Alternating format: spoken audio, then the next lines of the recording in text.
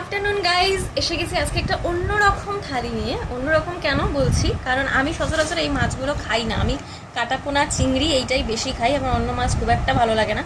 কিন্তু তার মধ্যেও একটা প্রিয় মাছ আছে, যেটা শুধু এই প্রিপারেশনটাই আমার ভালো লাগে। আশা করি বলার দরকার নেই, সবাই দেখেই বুঝে গেছো।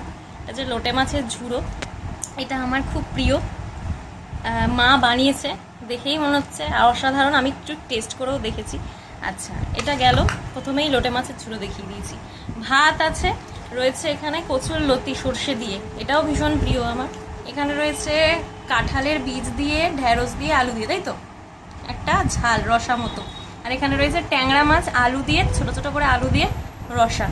আজকের হচ্ছে এটাই। এর সাথে ডাল আছে, ডালটা আমি খাবো না বলে নিয়ে নিই, আর নুন তো আমি নেবই। তো এই হলো আজকের লাঞ্চ মেনু। ভিডিওটা ভালো লাগলে লাইক করে চ্যানেলটা সাবস্ক্রাইব করে